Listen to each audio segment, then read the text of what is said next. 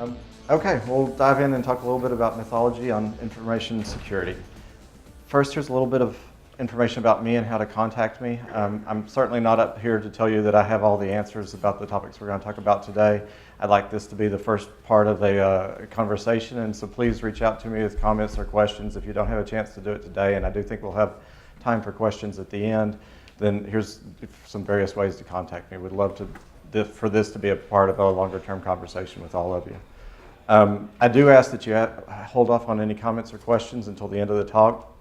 Like I say, I think we'll have plenty of time for that, but I want to make sure that we get through all 6 myths. So we'll go ahead and get started. One common thread that's going to run through all 6 of these myths is that the words we use matter. As professionals in the industry, we owe it to ourselves and the others and to our audience to choose words wisely. And the words that we use impact our attitudes, they impact our actions, and more importantly, they impact the attitudes and actions of our audience. And so we need to be careful and thoughtful about the words that we use and what that meaning that conveys. So myth number 1, there is such a thing as security. We call ourselves information security professionals. We've seen the word security thrown around a lot at this conference, but is there such a thing, and do we do ourselves a little bit of a disservice by using the term so freely? So we'll talk a little bit about that, and I have to warn you, this myth will take longer than all the others because it really gets to the heart of what we do and who we are. So a couple of examples I want to run through. The first one's parenting, to talk about the myth of security and how it impacts us. So most new parents know instinctively that their number one job is to protect this new defenseless creature that they have responsibility for. And it's true. Our job as parents, our most important job is to provide safety to our children, right? Is that generally correct? Of course it is. And that's why we all wrap our children in bubble wrap and lock them in their rooms and would never let them do anything crazy like play sports or ride in a car, because those things are statistically dangerous. We can absolutely show that if your child plays sports, they're likely to get hurt at some point. And yet we let our kids do all sorts of dangerous things. In fact, I think in that picture in the upper left-hand corner, the kid's actually putting his hand in fire and some adults taking a picture instead of stopping him. But somehow we allow that to happen. And the reason is that our instincts are wrong. That in fact, we don't have the primary job of providing security. It's a definite component. But if we take that to an extreme, we can do our children disservice. We deny them a lot of the opportunities that they might otherwise have. And so security, though we think it may be our objective, really isn't. Our objective is more to find a balance for our children's lives, and we'll see that as a theme throughout this. Let's see if we can find another example of where the word security leads us to maybe a bad path. So global security agencies. There's a huge civil rights debate going on, not just in the US, but around many parts of the world right now on privacy versus security. And we hear it more in our industry than in others, but it's certainly become a topic for popular press as well. And to be honest, I feel for these agencies. The conversation generally goes something like this. Citizens say, there's all these horrible things in the world, and these things are absolutely horrible. Governments protect us from these horrible things. Protect us no matter what. Give us security. And governments create these security agencies, and these security agencies say, okay, to secure you absolutely, I need to be able to get all of your data. I need a giant portion of your GDP. And then maybe we can do something about security. And the fact is, the conversation gets off to the wrong start because we're focused on security. Absolute security isn't possible. We live in a dangerous world, and as horrible as these things are, there's nothing that any government can do to absolutely guarantee our safety from them. And so if we start from a different path, if we start the conversation not about we need security, but about we need some sort of balance between funds that we're able to provide, between privacy and between safety, and that this is actually a balancing act, then it becomes a more useful conversation. We end up more in sync with the security agencies that we're working with. So really there's 2 problems with the word security.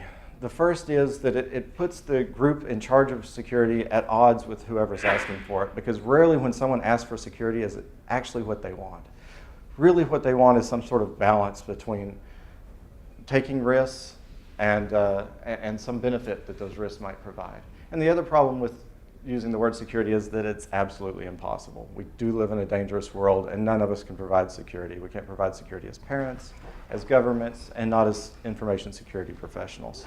So really what we're looking for is a balance. And so is there a term that's better to talk about, to imply that what we're looking for is this balance, and to admit from the very beginning of the conversation that security isn't possible?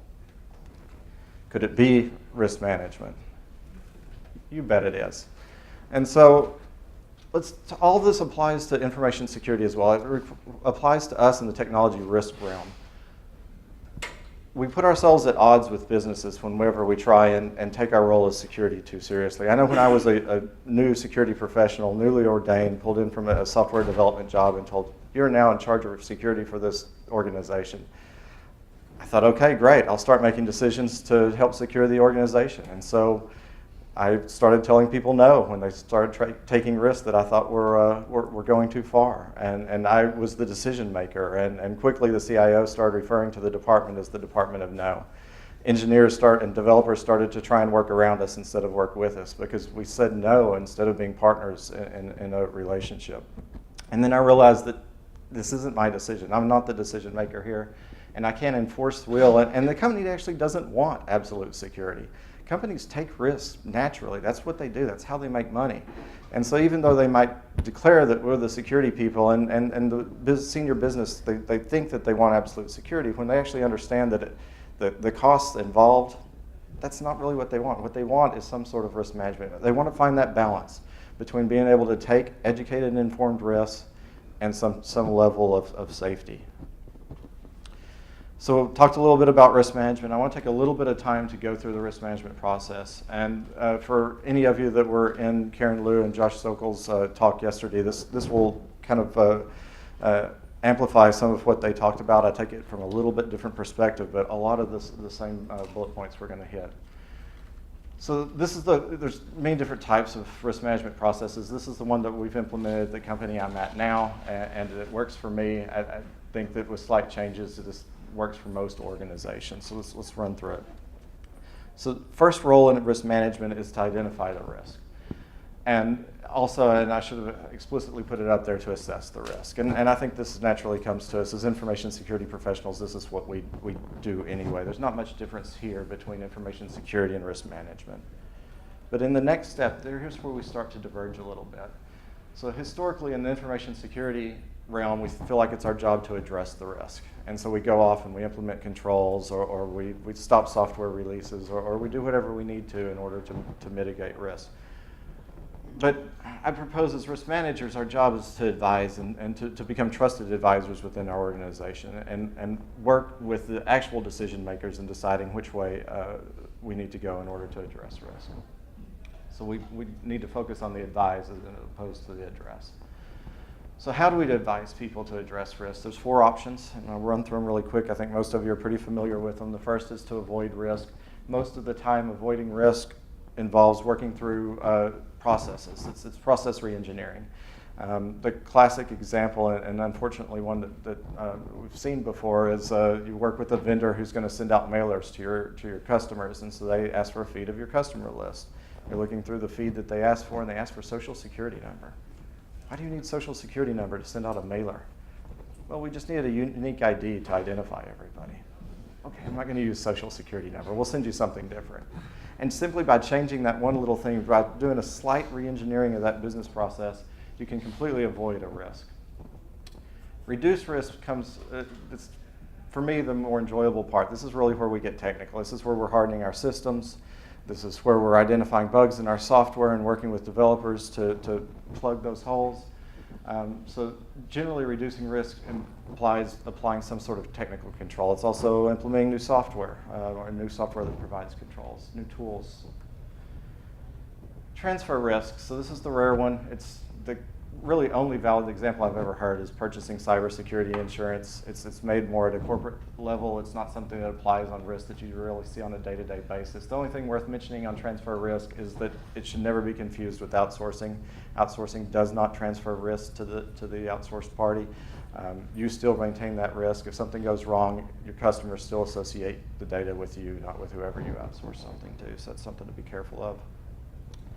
And then last, accept risk. And as information security professionals, we just always, this nod at me when people are willing to accept risk. It just always seemed insane to me. But as a risk management professional, there's a lot of reasons to accept risk. And the most common one is that we don't have the staff or the budget right now to address it. And we don't, maybe because we're working on higher priority risks. And it's part of our responsibility to be trusted advisors and advise honestly on risk and recognize the limitations of our companies when it comes to staffing and to resources. And so it may make sense to say, okay, we don't have the resources to address this now. How about in 6 months? Let's set a date. Let's set a goal. And then we accept the risk, but only for a short time period, something that we can all agree on. And we can negotiate that, and we can push to make it aggressive and reasonable. But there's plenty of cases where it makes sense to accept risk for some period of time. But accepting risk really doesn't end there, because the other role that we have as risk managers is not only to allow groups to accept risk, but to make sure that the right individuals within the company are accepting risk. And so take the example of we have a division manager that's committed to roll out a new product. It's going to be a piece of software that sits in the DMZ, customer facing. And we test it, and a week before it's supposed to roll out, we find out that it's got enough holes for a truck to roll through. It's just a security nightmare. And so we take this back to the division manager, and he says, we've committed to our customers, we've committed to our investors, I'm willing to accept this risk. The problem in that scenario is that if somebody ends up owning that server, then they can use that as a foothold to get to the rest of the DMZ, to get to the rest of the organization. That's not a risk for that division manager to make. It's our role as risk professionals to escalate that to the proper level in the organization, to make sure that someone who has that broader view of the whole risk to the company gets an opportunity to be the ones to make that risk acceptance decision. And so what we find in a lot of cases is that when we escalate to the proper level in the organization, all of a sudden there's a little bit more hesitancy to accept a risk. And so a lot of times we'll get sent back to that advised category, and people are a little bit more open to re-engineering business processes, a little bit more open to invest in new controls, a little bit more open to push back a release for another week or two to at least fix the highest priority bugs. And so that escalation process is absolutely key to the risk management process as a whole. But we're not done there. So even if we've completely addressed the risk by some combination, and I don't know that I mentioned that these different ways of addressing risk and advise, they're not mutually exclusive. A lot of times we address risk by some combination of the four. But when we implement controls, either through process re-engineering or implementing a technical control or even purchasing insurance, we need something in place to monitor that control. Its effectiveness, the simple truth is the effectiveness of controls, if they're unwatched, will degrade over time. It just happens. Businesses change, people stop watching it. Somehow that control is going to become defective. And so what we need to do is, as we are initially in that advise phase, we need to be honest advisors and incorporate the costs of monitoring into the control that we propose. And monitoring ideally needs to be, whenever possible, something that's continuous and automated. We don't want to have people checking on manual processes. We don't want to have people manually running through logs. We want something that's going to automatically alert us. And so the cost of implementing that, it's a little bit high up front, but it pays off over the time, and we need to make sure that that cost and that time frame is incorporated into any controls that we agree to with our clients. And then finally, renewal of risks. I already mentioned that when risks are accepted, very often they're accepted for a fixed time frame. That's important because we hope to put some mitigation in place, but there are times where risks are accepted without a mitigation plan. Those risks, especially the high risks, need to have expiration dates. Those risks shouldn't be able to go on forever. Companies' appetite for risk changes over time. Senior management changes. Business conditions change. And so particularly for any high risks that are accepted, those need to have some type of expiration associated with it. We need to go back for a new risk acceptance. And many cases, because conditions have changed, we'll find that it's a good time to go ahead and try and address other ways, or find other ways to address this risk. And then the last part of the process, but really something that needs to go throughout the whole process, is that we have to track these risks from the point where we first identify them, to where we assess the severity, to where we work with our clients to find solutions to how to address it, we need to track them. So we need some type of risk register in our organization, and that's absolutely key. And so just a little bit of a plug for Josh. Anyone that doesn't already have some type of risk register, Simple Risk is a great free tool that's available, and you can find it on the bag that you got when you checked in here. But there's plenty of other tools out there. The commercial ones tend to be a little bit pricey. If you can afford it, great. But if not, there's a perfectly usable free tool available out there. But whatever you do, even if it's just spreadsheets, track the risk that you identify. So to sum up here, information security, it leads us astray. It sets us up with an impossible mission and leaves us frustrated at the end of the day because people are going to accept risks and they're not going to let you secure the organization the ways that you think it should be. And there's just not enough bubble wrap to protect that baby, no matter how much we add. But at the end of the day, risk management gives us a path to find that balance, the right balance for the organization, because all organizations need to accept risk. And if we follow a solid risk management process, then it helps us find what the right level of risk acceptance is for our companies.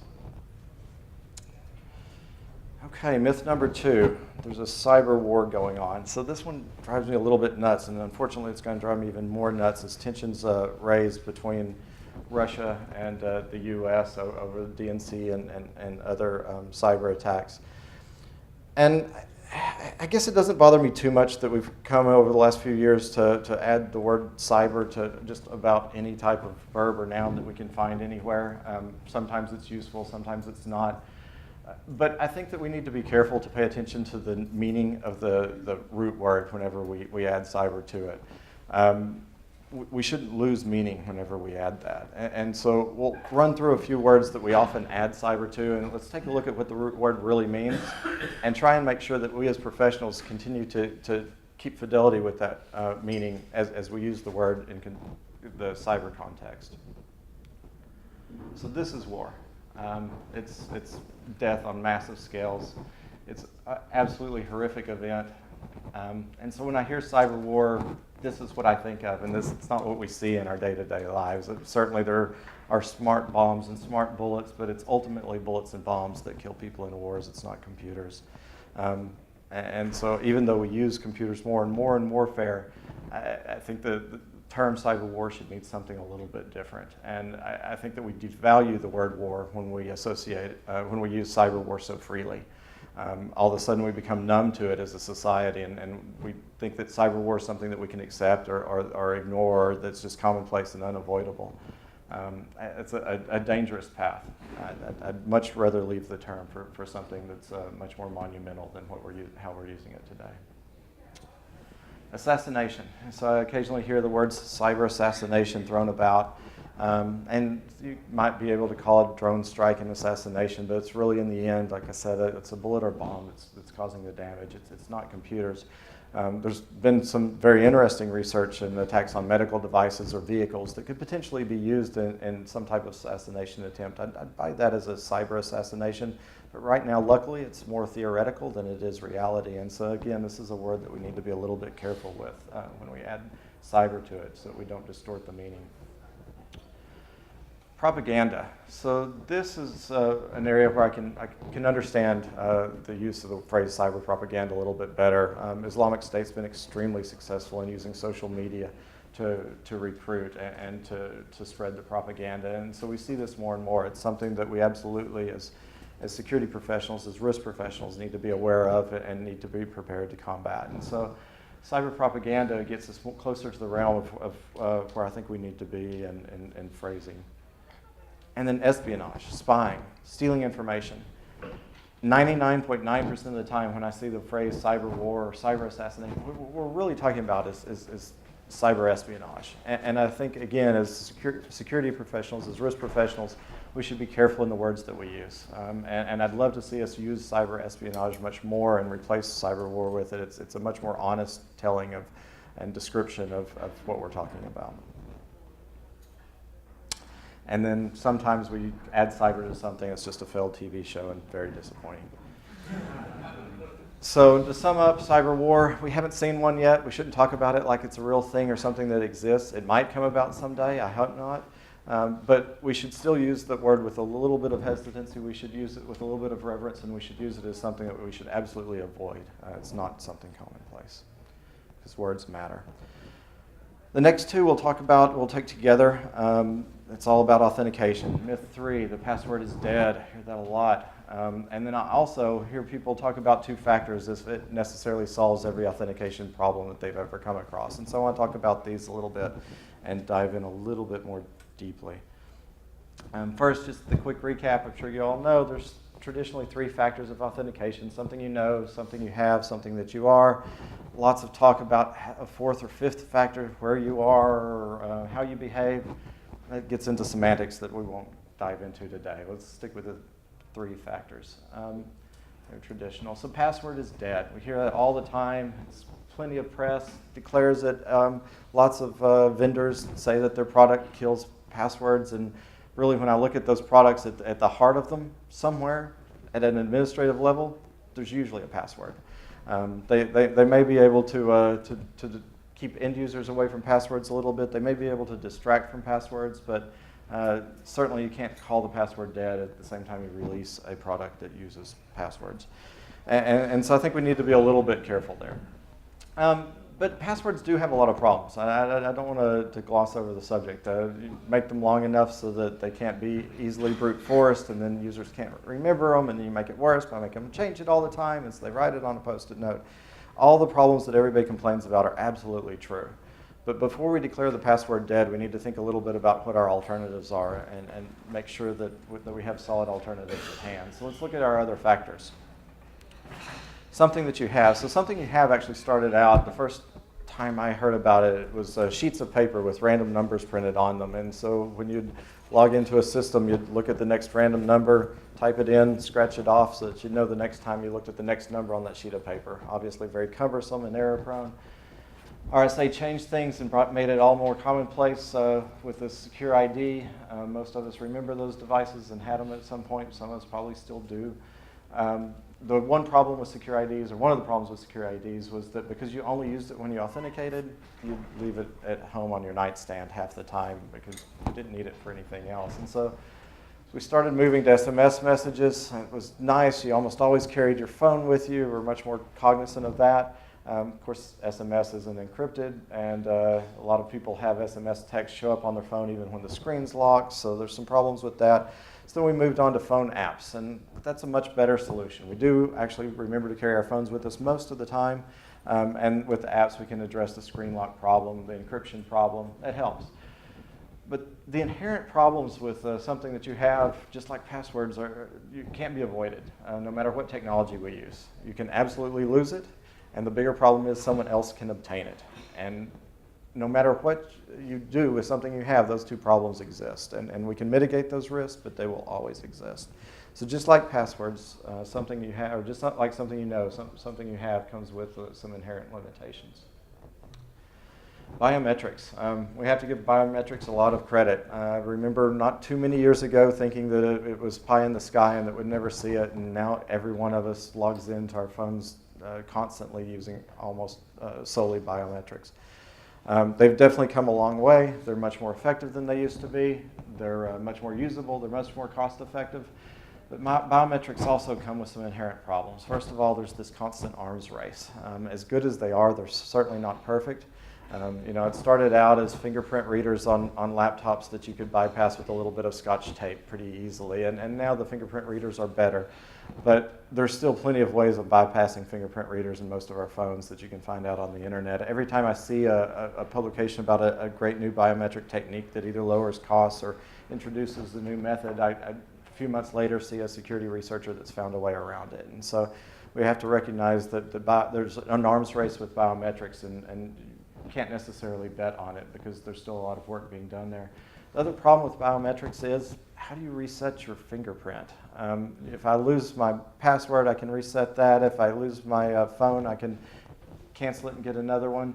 But if I lose control over my fingerprint or my iris or retinal images or my DNA, how do I get that back? How do I reset that? How do I get control over it again? And so that's another concern that we need to keep in mind with biometrics. And so all three of our traditional factors have inherent problems. It doesn't mean that we shouldn't use them. We have to. They're the only options that we have. But it does mean that we need to be a little bit careful. But then as an industry, we decided, okay, so if all three factors have these inherent problems that we can't get away from, then we'll just combine them. That solves all the problems, right? And so we'll just use multi-factor. Multi-factor fixes everything. But does it? I'd suggest that there's two problems with declaring that multi-factor solves all of the authentication issues. The first problem is that every time we use authentication, it depends on how you implement the factors. If I use a multi-factor authentication system that has a 4 or 6 character alphanumeric password along with a fingerprint reader that I can bypass with some Scotch tape, did that really make me more secure than a strong password? Maybe. It depends on the threats that I'm trying to avoid. But it's certainly not the type of strength of security we generally think of when we think of multi-factor. The other problem with multi-factor is that it doesn't necessarily stop all attacks. And so that you really need to consider the attacks that you're trying to prevent, the threats that you're facing when you're designing your authentication program. So take a traditional phishing attack that we see all the time. Set up a great strong multi-factor authentication mechanism for my end users. End user receives a link to a web page. They go to a web page that looks exactly like my application's login. They dutifully enter their username, their strong password. They pull up their app on their phone and enter the token from it, and they hit submit, and then the hackers immediately have all the credentials that they need to turn around it and log in as that end user. It's a pretty common attack that just by declaring multi-factor we don't avoid or we don't get away from. There are ways to defend against this type of attack, but we need to be thoughtful about, is this what we're worried about, and are we willing to invest in the right defense? And so we have Duo as a vendor here. They've got a great adaptive authentication mechanism that they sell. You'll pay for it, it costs, and there's plenty of other vendors that use adaptive auth as well. And they help defend against these types of attacks by changing the number of factors or the types of factors that are going to be required depending on the threats that they see. But that's really what is key when it comes to designing an authentication system. You need to consider your threats. We can't just blindly declare that we're using multi-factor so it fixes all of the issues. Which factors are we using? Why are we using them? Why do we select those? And do they address the threats that we're facing with our systems? And so I'd suggest that a term that's a little bit more descriptive, a little bit more helpful, is actually threat-driven authentication. So if you tell me that you have a multi-factor system, okay, it tells me a little bit. But if you tell me that you have a system that's driven by your threats, then all of a sudden I know you've thought about it. I may not know how secure the system necessarily is. I don't necessarily know what you're using in order to implement the authentication system, but at least I know that you put some thought into the threats that your organization's facing, that your system's facing, and that you've tried to design defenses around those. And I think that level of thoughtfulness is what we need to hold ourselves to as security professionals. We can't just decide that passwords are dead, but the two-factor fixes everything. We need to really be thoughtful about the threats that we're facing and what we want to implement in our organization. So myth number 5, security through obscurity is useless. Another one that I've heard since I first got into the security industry and took for granted when I first started hearing it. But then the more I looked around, the more I started to question that. So this one should be pretty easy to address. If everybody could raise your hand if on your public web page you publish a complete network diagram along with data flows, IP addresses, and server names of your organization. And that's kind of what I thought, that nobody's going to raise their hand to that. But that ultimately is just security through obscurity. We don't actually believe that a determined attacker couldn't gain that information. It's the first steps in the kill chain, and attackers are actually pretty good at gathering that information up. But at the same time, we aren't necessarily going to give it to them. We're going to make their job as hard as we can. We're going to try and slow the attack down. We're going to try and raise their costs. Maybe that gets them to look for another target. Maybe it gives us more time to see that we're being attacked. But regardless, we owe it to ourselves and to our company to go ahead and slow the attacker down. And a little bit of obscurity is effective in that. Another method that sometimes is dismissed by information security professionals as a security measure is a proxy server speed bump. So speed bump, you may call it something else, but it's basically a page that comes up, and all major proxy servers support it now, when a user goes to an unclassified web page. And it just says, are you sure you want to go to this page? We don't know what this is. And as a security professional, I thought, well, that's silly. Of course, end users are just going to click through that. They really don't care much about security. And so how effective is that as a control?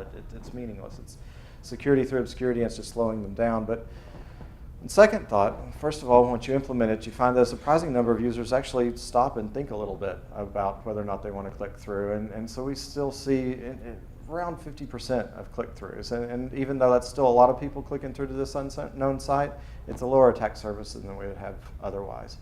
But more importantly, most malware these days, whether it's ransomware or a rat or anything else, as soon as it gets installed, the first thing it's going to try and do is reach out to its command and control server. And a lot of the times, that command and control server is simply an unclassified site out on the internet. And while it's easy for a human to click on that link to go ahead and move on to get the internet access to that page, for a lot of software, it's a little bit more challenging. And so we see a lot of these rats, a lot of this ransomware is not able to get out and talk to the command and control servers that they need to be able to talk to. And so it stops the attack right there. And of course, again, it's not an absolute control. Could you write software that gets around that? Absolutely. Is it happening? I don't know, probably. But if it stops some percentage of it, then it's still in a good control that we need to consider in our arsenal. But the third benefit that we get from a proxy server speed bump is information. So if you see an endpoint calling out to an unclassified site 100, 500 times a day, it's probably not just really a determined end user trying to get to some random site. It's probably a piece of malware on your system. That's a pretty reliable indicator of compromise and something that you absolutely need to be looking into. And so something as simple as a proxy server speed bump actually provides quite a bit of security when we look at it. Can all of that be bypassed? Absolutely. But it still provides value to your organization. And really what it comes down to is layers of defense. Most of the controls we implement, unfortunately, simply aren't 100% effective. Absolutely, your firewall, if you tell it to block a port, it's going to block that port every time. But most of the controls, whether it's antivirus or DLP or anything else that we might implement as a security measure in our environment, it only has degrees of effectiveness. And we fight that fact that it's not fully effective by implementing layered defenses. Okay, so if this isn't going to be fully effective, then we'll use it in combination with additional controls. And obscurity is no different than any of those other controls that aren't fully effective. Absolutely, it can be worked around. Absolutely, it can be bypassed. But used in conjunction with other controls, it's a strong measure to slow down your attacker, maybe divert him to an easier target, and definitely give you more of a chance to find him and identify him and stop him before he gets too far. And so it's all about that kill chain. And then myth number 6. Security theater accomplishes nothing. And so I tried to research this, and the first time I heard the phrase security theater was a Bruce Schneier article soon after the shoe bomber attack. And the phrase may go back earlier, I don't know, but I believe he may have coined it. And he was upset, understandably so, because already long lines at airports after 9/11 became even longer as we had to take off shoes and go through other security mechanisms. And his argument, rightfully so, is that this doesn't help stop terrorism. Actually taking your shoes off and running them through the scanner separately probably isn't being a very effective control at what we're trying to stop, and that a determined attacker is simply going to find other ways to get explosives on board. And all of those were valid points. But the counterpoint to that's brought by Bruce Sandman. And Dr. Sandman is a professional in the crisis management or crisis communications field. And he's done a lot of research here. And he actually takes the formula that we've traditionally used for risk and says that it's not complete. So our traditional formula is that the impact times the likelihood equals our risk score. And he says, well, what you're actually calculating there is the hazard. It's the chances that something might happen. It's the chance that terrorism attack actually comes through. But what it completely ignores is the outrage level. And so we take a look at how the country was in the wake of the shoe bombing attack, and there were a lot of people very upset. There was a lot of nervousness. And the government was doing things about it, but most of those things were behind the scenes. There were investigations, there were policy changes, they were reorganizing our entire defense industry. And so as all that happened, the people that were expressing concern still had no comfort that anything was changing. So the government did something visible. Was it necessarily effective at eliminating the threat? Probably not, I don't know. But certainly what it did do is provide a visible mechanism to let people know that we're doing something, we're watching this, we're trying to protect you. And it made people feel better, and there's value in that. And so I would argue that, that when you're rating your risk, when you're assessing your risk as part of your risk management process, that you absolutely need to consider the outrage component. It might be that an auditor's identified a risk that you think is really relatively low and you don't want to be distracted by it. But if your CIO has an interest in it, or anyone else that's watching that audit report, it's probably worth a little bit of your time to go ahead and address that risk so it doesn't become a distraction later. It gets down to the outrage factor. We need to consider it in our risk calculations. And in fact, for all of his frustrations with the security theater, Mr. Schneier did write another article a few years later where, though he didn't quote Dr. Sandman, he referenced very similar arguments in saying that there is a place in our industry for security theater, that there are times when people are so upset that you need to have a demonstrative show that you're actually doing something, even if what you're showing them isn't especially effective. That sometimes we need to address people's fear and outrage factors. And so I think that as a group we should be a little bit less derisive about security theater and consider that it's sometimes needed. And hopefully not often. Certainly we'd all rather focus on the hazard. We'd rather focus on reducing risk as we traditionally see it. But to completely ignore outrage, I think is a mistake that we shouldn't make. And so, again, the theme through all of this has been that words matter, that we need to be professionals, and we need to consider the words that we use very carefully, that we need to be willing to question our beliefs, and we need to consider whether or not how we're expressing ourselves is really the message that we want to get across. And so whether it's referring to yourself as a risk professional instead of a security professional, whether it's talking about cyber espionage instead of cyber war, or just being less derisive when it comes to terms like security through obscurity or security theater, and recognizing that those things really can provide benefit to your organization. I think that we need to be very careful about how we talk and how we communicate to people. All right, thank you very much for your time. Really appreciate it.